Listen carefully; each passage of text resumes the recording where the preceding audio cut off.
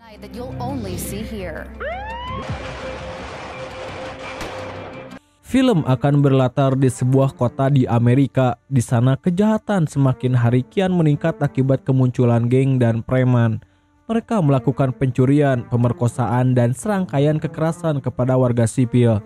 Namun anehnya, insiden seperti ini nampak seperti dipelihara dan dilestarikan tanpa adanya sebuah tindakan pencegahan.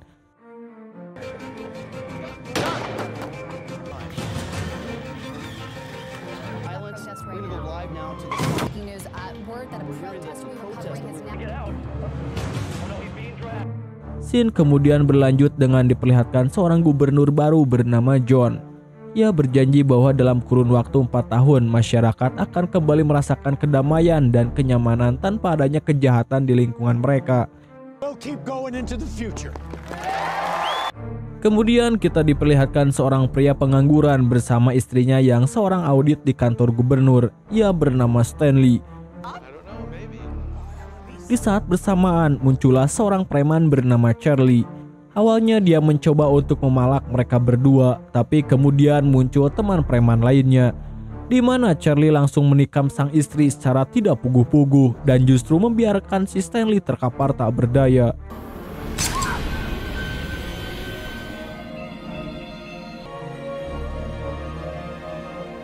Setelah kejadian itu, Stanley langsung melaporkan kejadian itu kepada seorang detektif kepolisian. Sang detektif dan rekan polisinya pun berjanji akan segera menemukan si pelaku sehingga Stanley bisa segera hidup tenang tanpa dihantui oleh bayang-bayang kematian istrinya.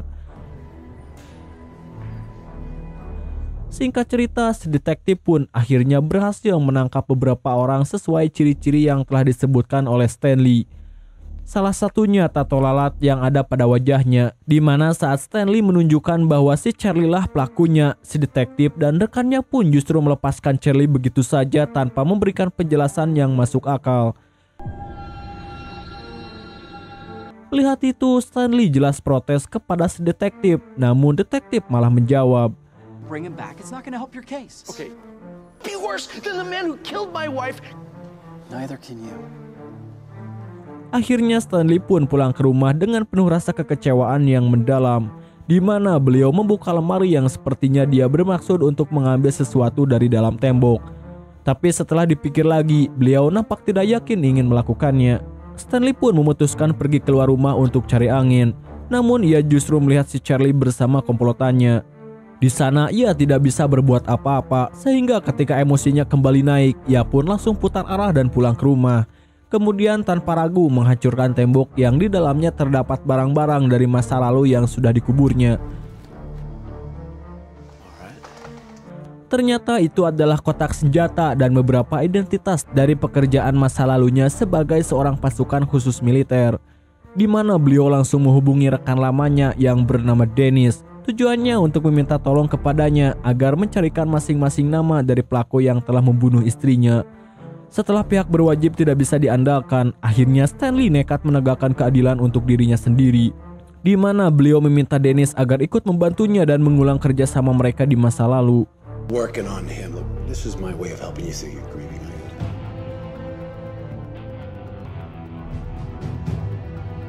Singkat cerita, Dennis pun datang ke sebuah bar yang di situ ada salah satu teman Charlie yang ikut terlibat dalam aksi pembunuhan istrinya. Di mana saat beliau mengikutinya sampai keluar, si pelaku ternyata menyadari itu dan ia langsung menodongkan pistol ke kepalanya. Tapi tiba-tiba kemudian Dennis pun muncul untuk mengamankan situasi, sementara Stanley mencoba menginterogasinya untuk mengetahui di mana si Charlie berada. Namun karena tak mau buka mulut, mereka berdua pun langsung membunuhnya.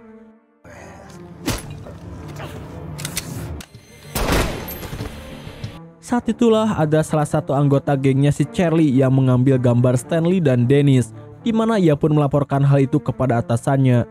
Dia bernama Mickey.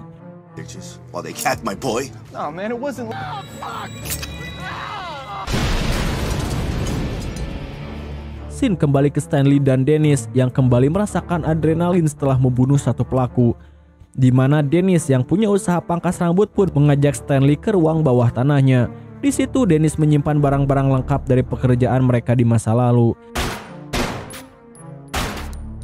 Dan karena mereka berdua sudah memulai peperangan, maka tidak ada kata mundur selain menyelesaikan apa yang sudah mereka mulai.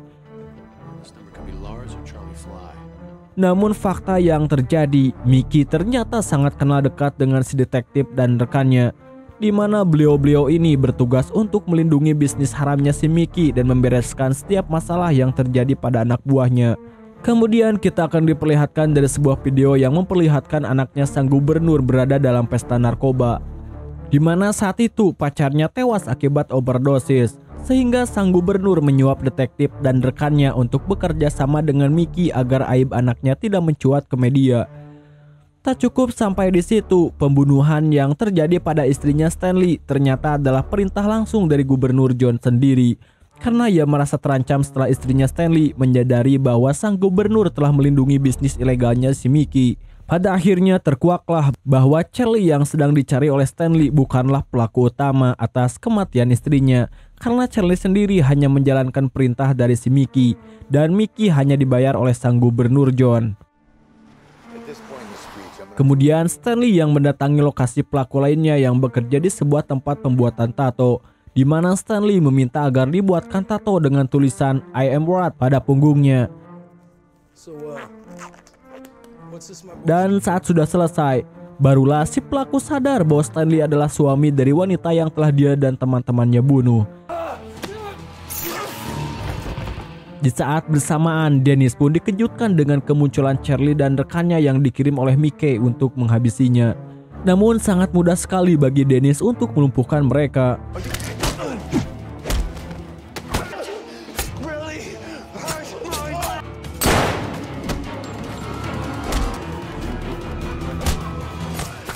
Sementara itu, Charlie berhasil kabur dari serangan tersebut.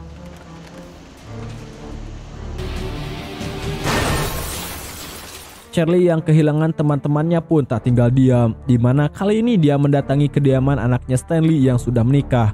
Kemudian Charlie pun menembaki mobilnya. Kejadian itu akhirnya membuat suami anaknya terluka.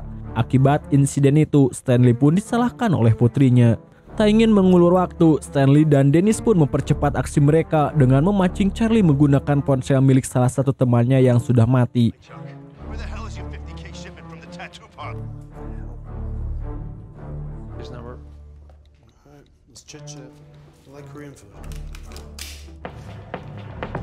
Saat tiba di sana, Stanley langsung menghabisi dan menembaki semua penjahat.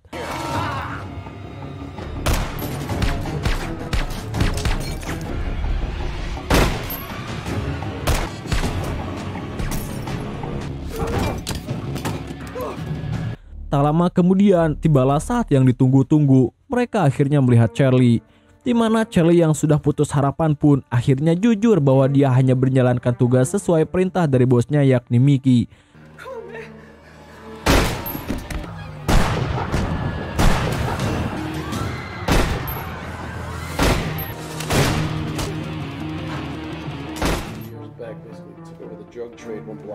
Bersamaan dengan itu, Mickey pun mendatangi kediaman anaknya Stanley dengan maksud untuk membunuh semua orang terdekatnya.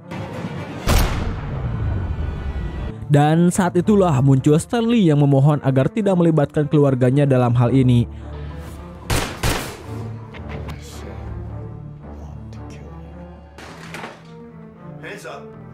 Tapi tiba-tiba Dennis pun diam-diam menjadi sniper dan berhasil menembak Mickey, di mana Stanley langsung melumpuhkannya dan bertanya. Di sana Mickey memberitahu bahwa gubernurlah yang menyuruhnya untuk membunuh istri Stanley. Saat itulah muncul detektif dan rekannya langsung menembak Mickey, di mana saat Stanley ditodong dua arah, tiba-tiba muncullah Dennis yang berhasil melumpuhkan rekan si detektif, sehingga si detektif terpaksa harus menyerah dan menuruti semua keinginan Stanley. Stanley pun meminta si detektif untuk mengantarkannya ke tempat gubernur, di mana saat mereka sampai, Stanley langsung memukulnya hingga pingsan. Dan ketika siuman, tutup bensin mobilnya sudah dalam kondisi terbuka. Juga ada si rekan yang baru keluar dari bagasi. Dan tiba-tiba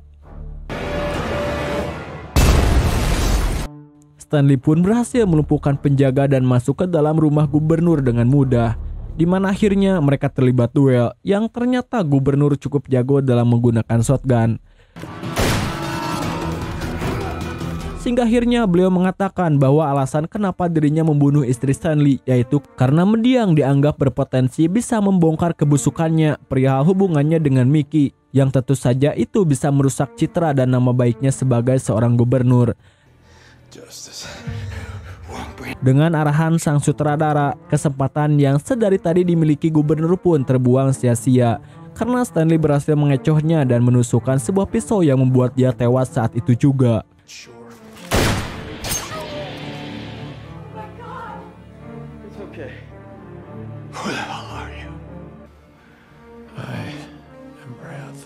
Tidak lama muncullah polisi yang mengepung tempat itu dan Stanley diberondong ratusan peluru yang menghujam.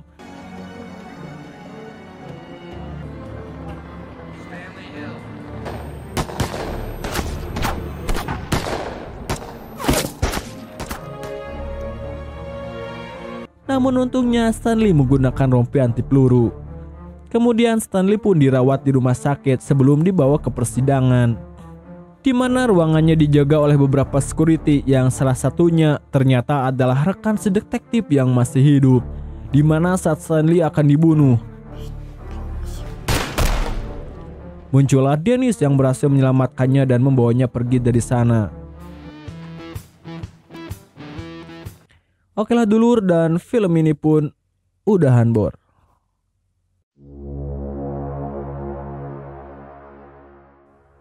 Nah, itulah dulu seluruh alur cerita film I Am Breath tahun 2016. Jika ada kritik, kesalahan maupun saran, silahkan tulis di komentar. Sekian dari saya, Steve Dula Austin, undur diri dan mengucapkan terima kasih.